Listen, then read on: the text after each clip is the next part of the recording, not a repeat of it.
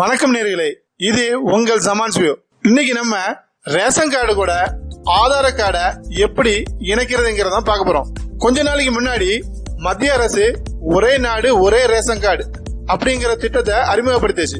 அதற்கு ration card கூட ஆதார கார்டை நம்ம லிங்க் பண்ணணும் அறிவிச்சிருந்தாங்க. அதை இணைக்க கடைசி நாள் ஜூன் 30, 2022. அதுக்குள்ளாடி நம்ம கண்டிப்பா ரேஷன் கார்டு கூட ஆதார கார்டை இணைச்சிருக்கணும். இன்னைக்கு எப்படி இணைக்கிறதா இந்த வீடியோல நம்ம பார்க்க போறோம். நம்ம சேனலை நீங்க முறையா பாக்குறீங்கன்னா கீழே இருக்கக்கூடிய சப்ஸ்கிரைப் பட்டனை பிரஸ் பண்ணி பக்கத்துல இருக்கக்கூடிய பெல் பட்டனையும் பிரஸ் பண்ணி ஆல்ங்கிற ஆப்ஷனை சூஸ் பண்ணிக்கோங்க. அப்படின்னா நாங்க போடக்கூடிய இது போல பயனுள்ள வீடியோக்கள் உங்களுக்கு உடனே நோட்டிபிகேஷன் வரும். வாங்க நேயர்களே, வீடியோக்குள்ள போகலாம்.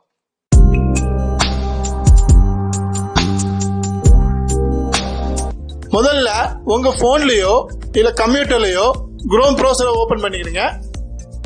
அதுல tnpds.gov.in அப்படின்னு டைப் பண்ணிக்கங்க. டைப் பண்ணி உள்ள போனா மேல முதல்லயே வந்துடும். அதை கிளிக் பண்ணிக்கங்க. கிளிக் பண்ணி உள்ள போன உடனே அந்த வெப்சைட் இப்படிதான் இருக்கும்.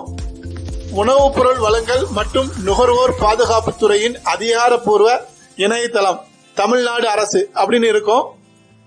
அதுல அது கீழே பாத்தீங்கன்னா இதுலயே பயனாளர் நுழைய அப்படின்னு இருக்கு. அதை கிளிக் பண்ணிக்கிறீங்க. அந்த கிரீன் கலர்ல இருக்கு பாருங்க. கிளிக் பண்ணி உள்ள போன உடனே இந்த சைடுல பதிவு செய்யப்பட்ட பயனாளர் அப்படின்னு சொல்லிட்டு இருக்கு. அதாவது ஒவ்வொரு ரேஷன் கார்டுக்கும் நம்ம ஒரு மொபைல் நம்பரை முன்னாடியே கொடுத்து ரெஜிஸ்டர் பண்ணி வச்சிருந்திருப்போம். அந்த மொபைல் நம்பரை இந்த காலத்துல டைப் பண்ணுங்க. எந்த மொபைல் நம்பர் உங்க ரேஷன் கார்டுல முன்னாடியே கொடுத்து வச்சிருக்கீங்களோ அந்த மொபைல் நம்பரை டைப் பண்ணிக்கங்க. டைப் பண்ணி கீழே இருக்கக்கூடிய அந்த கேப்சா குறியீடை அதை டைப் பண்ணிக்கங்க. அதை டைப் பண்ணி அதை சரியா பார்த்து அதே மாதிரி டைப் பண்ணிக்கங்க. டைப் பண்ணி பதிவு செய் அதை கொடுத்த உடனே உங்க மொபைல் போனுக்கு ஒரு ஓடிபி வரும். ஒரு 7 இலக்க எண்களா இருக்கும். அந்த ஓடிபி வந்த உடனே அதை நம்ம இந்த ஒரு முறை கடவுள் சொல் அந்த காலத்துல டைப் பண்ணிக்கங்க.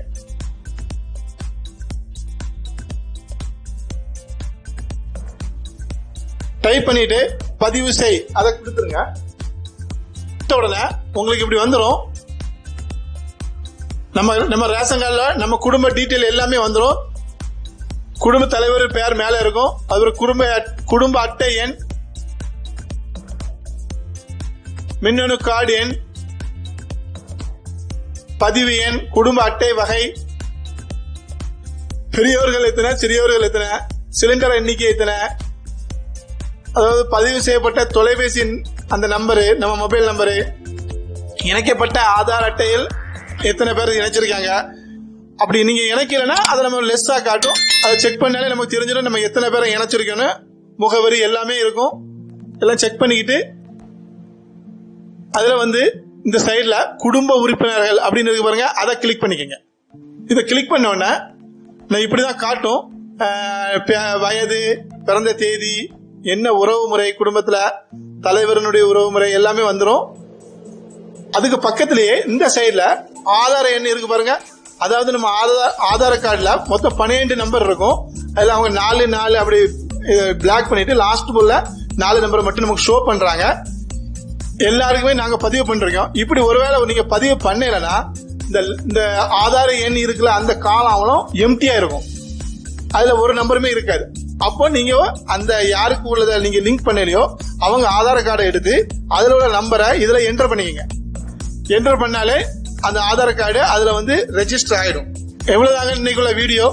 நீங்க இது வரைக்கும் லிங்க் பண்ணலனா உடனே லிங்க் பண்ணிக்கங்க.